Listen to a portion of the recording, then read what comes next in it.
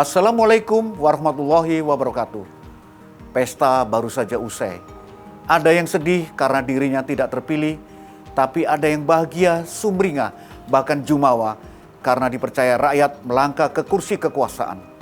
Sebagian yang tidak terpilih mungkin dibayangi penyesalan karena isi tasnya tidak cukup untuk belanja suara.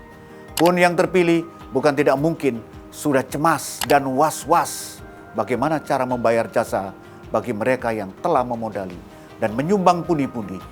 Ini semua terjadi karena sistem pemilihan pemimpin di negeri ini teramat sangat mahal, menguras sumber daya, tidak sekedar tenaga, tapi biaya yang tidak terkira. Jual beli suara, vote buying dalam politik kita sudah menjadi budaya, sebagaimana korupsi yang telah mendarah daging. Sudah jamak terdengar, tidak saja sayup-sayup melainkan lantang mengema. Mereka yang hendak berlaga tidak cukup mengandalkan kompetensi dan meritokrasi, kapasitas dan kapabilitas semata, melainkan harus memiliki isi tas alias uang bertas-tas, puluhan bahkan ratusan miliar. Tidak semua kandidat memiliki modal bertas-tas, tetapi bohir politik siap menggelontorkan uang secara lunas. Jika demikian adanya, tidak bisa dimungkiri para kepala daerah terpilih bukan saja disandera utang budi belaka, melainkan pasti akan memberi konsesi yang berlipat-lipat hingga menerabas norma-norma hukum. Tidak ada makan siang yang gratis, melainkan kepentingan ekonomi politik pada akhirnya. Ketua Umum Pimpinan Pusat Muhammadiyah Profesor Dr. Haidar Nasir mengingatkan para kepala daerah yang terpilih agar berjiwa negarawan yang mengutamakan kepentingan rakyat ketimbang kepentingan diri sendiri dan kroni-kroninya. Mengutip seruan moral Haidar Nasir, kita semua ingin ada ekosistem politik baru, yaitu para kepala daerah terpilih betul-betul berjiwa negarawan, berjiwa pahlawan yang mengutamakan kepentingan rakyat di atas segala-galanya. Semua kepala daerah terpilih harus berikrar selesai dengan dirinya sendiri segala bentuk penyalahgunaan kekuasaan termasuk korupsi pada lazimnya bermula dari pejabat publik yang belum selesai dengan dirinya. Terlebih jika banyak utang yang harus dibayar dari dukungan politik yang telah diraihnya. Seruan moral Ketua Umum Pimpinan Pusat Muhammadiyah Profesor Haidar Nasir itu bukan saja tanpa sebab, bahkan tidak saja sekedar kritik dan saran semata, melainkan sebagai nasihat atau bahkan kritik sosial yang menyengat, yang didasarkan pada realitas kelemahan sistem dan pola rekrutmen kepemimpinan politik di negeri ini.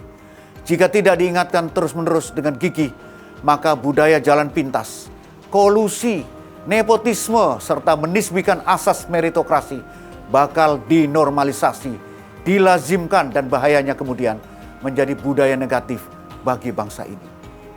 Pesta telah usai. Kini saatnya beres-beres, membersihkan sisa-sisa bekas pesta yang mungkin saja kusut masai. Lebih penting lagi, usai dilantik, segeralah bekerja, menjalankan amanat, menyejahterakan rakyat semesta, bukan hanya kesejahteraan bagi kroni dan keluarganya saja. Bekerjalah sepenuh hati, tiada henti, hanya untuk rakyat dan bangsamu sendiri. Patriot sejati tidak akan berhenti berjuang dan bekerja untuk rakyat dan bangsanya. Kelak namamu dikenang, ditorekan dalam renung-renung hati dan kalbu rakyat. Kenang-kenanglah kami. Kami sudah coba yang kami bisa. Tapi kerja belum selesai, belum apa-apa. Kami sudah beri jiwa yang kami punya.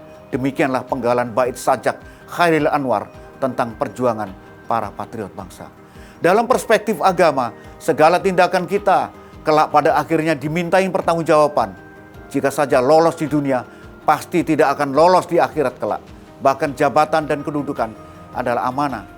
Untuk meraihnya harus jujur, tidak melakukan riswa atau suap, menyogok rakyat. Islam jelas melarang politik uang dalam bentuk suap atau riswa. Dalam kaitan ini, apabila jabatan diperoleh dengan jalan halal dan apabila mampu menunaikan amanah dengan baik, surga adalah janjinya. Sebaliknya, jika amanah disalahgunakan, doyan berbuat curang, apalagi menipu rakyat, maka neraka menanti Anda.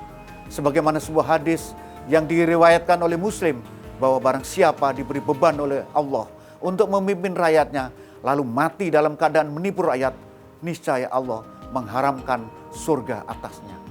Jelas kiranya bagi pemimpin yang amanah, tegak berdiri di atas kepentingan rakyat, adil dan tidak berlaku curang, bukan saja kemuliaan dan ketentraman hidup di dunia yang Anda raih, tetapi juga selamat di kehidupan abadi di akhirat kelak. Nasrun minallah wa fatun qorib. Wassalamualaikum warahmatullahi wabarakatuh.